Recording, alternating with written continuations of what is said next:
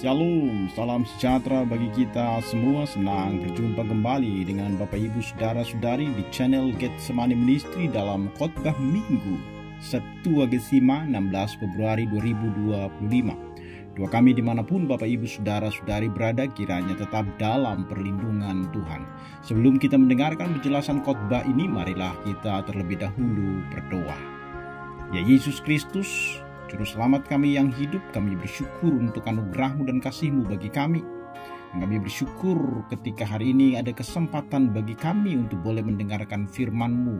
Kami rindu supaya Roh Kudus Tuhan kiranya menerangi hati dan pikiran kami untuk mengerti kebenaran-Mu. Dalam Kristus Yesus kami berdoa. Amin. Firman Tuhan bagi kita pada saat ini diambil dari kitab Yeremia pasal yang ke-17. Ayatnya yang ke-12 diakhiri dengan ayat yang ke-18. Demikian firman Tuhan.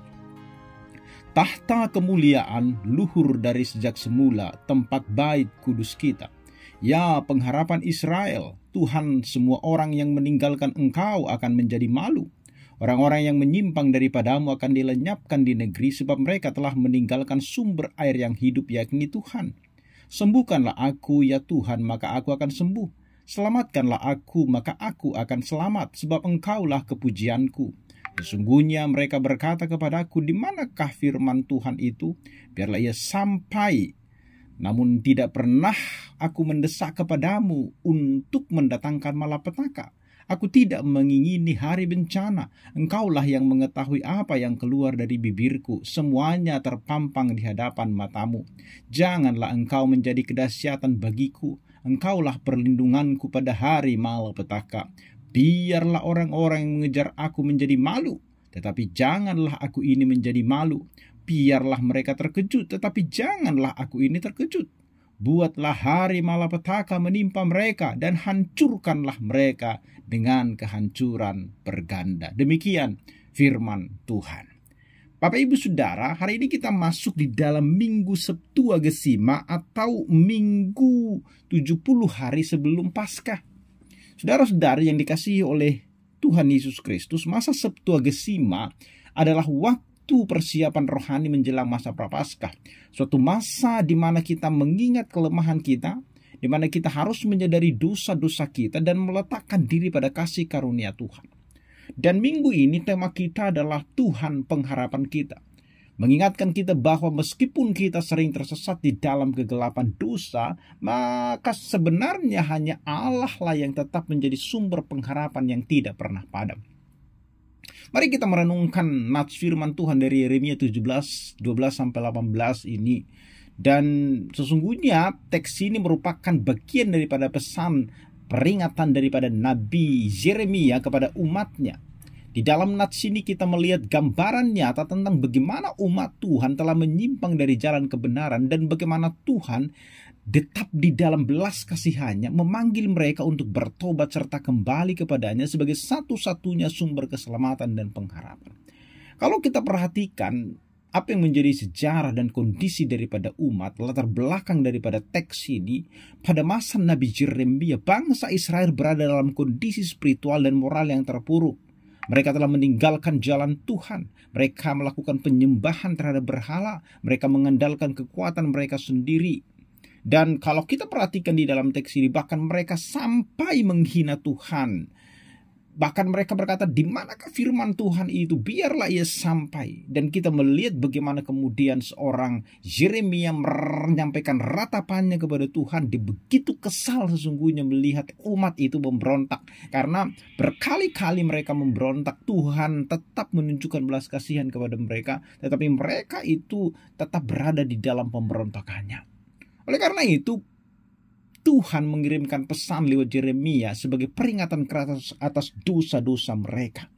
Apa yang bisa kita pelajari daripada teks ini? Yang pertama, Yeremia mengatakan bahwa Tuhan adalah sumber pengharapan yang kekal. Kita bisa baca itu dari ayat yang ke-12 sampai dengan ayat yang ke-13. Ya pengharapan Israel, Tuhan. Jadi tahta kemuliaan yang luhur dari semula, tempat bait kudus kita. Tuhan itu, tahta Tuhan melambangkan kedaulatan, kekudusan dan keabadiannya. Disebutkan tahta tahta kemuliaan menggambarkan otoritas mutlak Tuhan atas sejarah, atas alam, dan atas hidup manusia. Jadi ini bukan sekedar simbol, tetapi satu realita ilahi bahwa Allah adalah Raja yang berkuasa selama-lamanya. Maka di tengah dunia yang penuh ketidakpastian, tahta Tuhan itu tetap tegak. Ini mengingatkan kita bahwa pengharapan kita bukan pada hal-hal fana seperti kekayaan, kekuasaan, atau kepada manusia. Tetapi pengharapan kita hanya kepada Allah yang kekal itu. Seperti bait suci menjadi tempat pertemuan dengan Tuhan, kita pun diundang untuk bersandar di dalam hadirat Tuhan. Dan sesungguhnya ini kontras dengan dunia ini, di mana dunia menawarkan tahta palsu, yaitu kekuasaan manusia yang penuh dengan korup, kekayaan yang mudah lenyap, atau teknologi yang cepat usang. Nah, maka kita lihat sesungguhnya di ayat 13, peringatan itu diberikan, semua orang yang meninggalkan engkau akan menjadi malu, mereka akan dilenyapkan dari antara orang-orang yang hidup. Meninggalkan Tuhan berarti mengganti pengharapan sejati dengan hal-hal yang tidak kekal seperti semak di padang gurun. Jadi meninggalkan Tuhan bukan hanya soal meninggalkan ibadah, tetapi sesungguhnya menggantikan ketergantungan padanya dengan berhala modern, karir, popularitas, atau keamanan diri sendiri.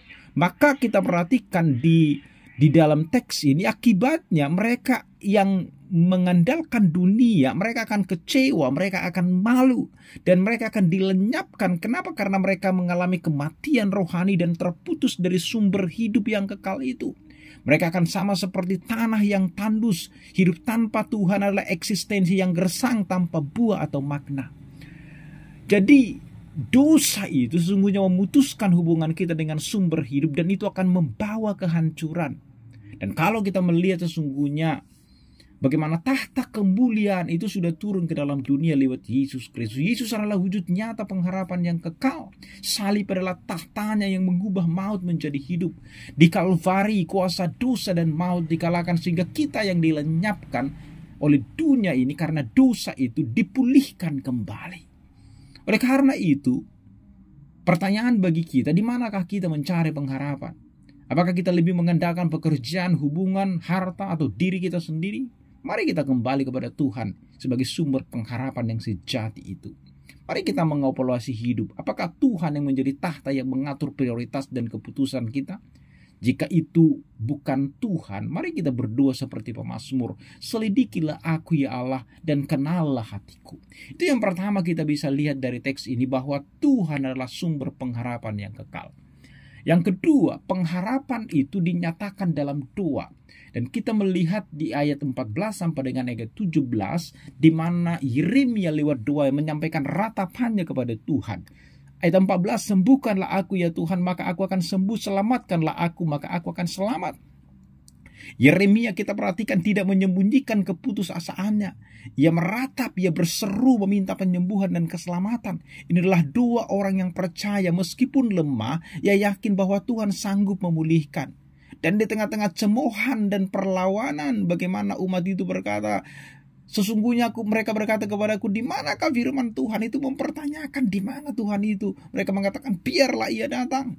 Yeremia tetap berpegang pada Tuhan. Sekalipun ejekan-ejekan, cemoohan, perlawanan itu datang kepada dia. Yeremia berkata di 17, engkau tempat perlindunganku pada hari angkasa. Ini sesuatu hal yang kita lihat. Janganlah engkau menjadi kedahsyatan bagiku, engkaulah perlindunganku pada hari malapetaka, kata Yeremia di sini. Jadi pengharapan sejati itu tidak bergantung pada keadaan, tetapi pada karakter Tuhan yang setia. Jadi bukan kepada keadaan dunia ini, bukan kepada ejekan-ejekan orang, tetapi pada karakter Tuhan. Dia mengenal Tuhan dengan benar, bahwa Tuhan adalah Allah yang setia. Maka Yeremia berkata bahwa Tuhan itu adalah perlindungan bagi dia sampai akhir zaman. Yeremia mengajarkan kita bahwa doa adalah ekspresi iman dan pengharapan kita kepada Tuhan. Oleh karena itu, maka jangan ragu untuk berdoa meminta pertolongan Tuhan, kesembuhan dari Tuhan, keselamatan daripada Tuhan. Karena dia mendengarkan seruan kita. Karena hanya dialah sesungguhnya tempat kita. Jadi pengharapan itu dinyatakan lewat seruan atau doa kita kepada Tuhan. Seperti yang dikatakan di Yesaya 40 ayat 31, tetapi orang-orang yang menanti-nantikan Tuhan mendapat kekuatan yang baru.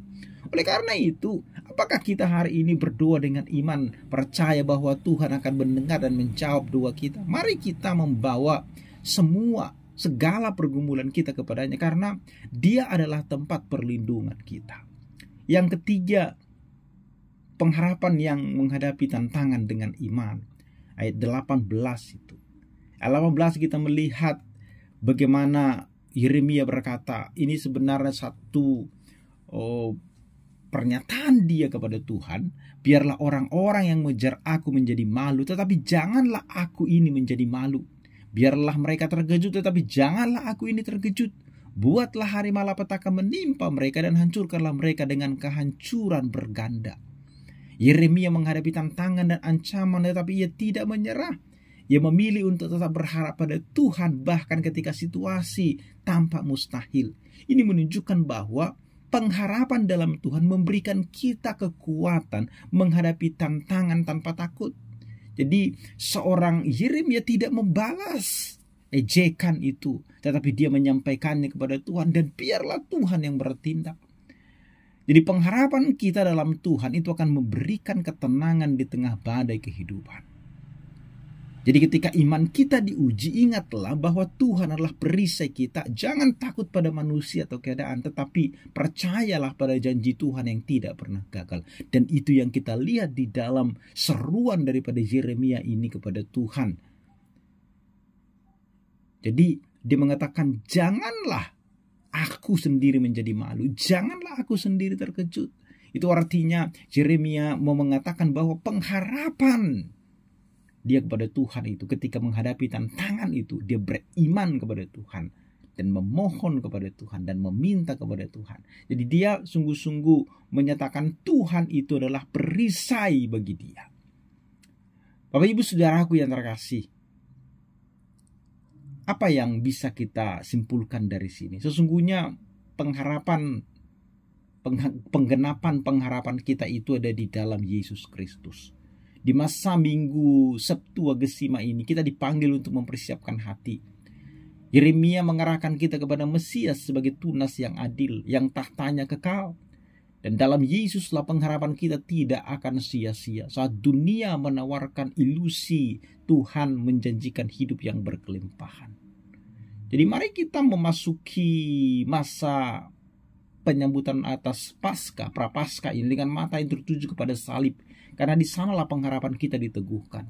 Tuhan yang setia, sumber kekuatan dan perlindungan yang kekal. Percayalah dan jangan goyah kepadanya. Yeremia 17 ayat 12-18 ini mengingatkan kita akan kerentanan manusia yang mudah tersesat dalam dosa. Namun juga menegaskan bahwa Tuhan tidak pernah meninggalkan umatnya. Tuhanlah pengharapan kita. Di dalam kasih yang terbatas, di dalam panggilannya untuk pertobatan, dan di dalam janji pemulihannya terdapat jaminan hidup yang penuh pengharapan. Di minggu Septuagesima ini marilah kita merenungkan kembali posisi kita di hadapan Tuhan. Janganlah kiranya kesombongan atau kebergantungan pada kekuatan duniawi menjauhkan kita dari sumber pengharapan sejati. Serahkanlah setiap kekhawatiran kita. Serahkanlah dan akuilah dosa kita di hadapannya. Dan biarlah kasih karunia-Nya menyembuhkan setiap luka di dalam hati kita dan menolong kita terus berpengharapan kepada Dia yang merupakan pengharapan yang sejati, itu Yesus Kristus Tuhan kita. Amin. Marilah kita berdoa. Bapa Surgawi, kami bersyukur atas kasih setia-Mu yang selalu menyertai kami. Di tengah kelemahan dan dosa kami, Engkau tetap menjadi pengharapan dan keselamatan bagi kami. Ampunilah kami Tuhan dan tuntunlah kami untuk selalu bertobat sehingga kami dapat merasakan damai sejahtera yang Engkau janjikan. Jadikanlah kami saksi hidup dari kasih dan kebenaran-Mu. Dalam nama Yesus Kristus kami berdoa. Amin.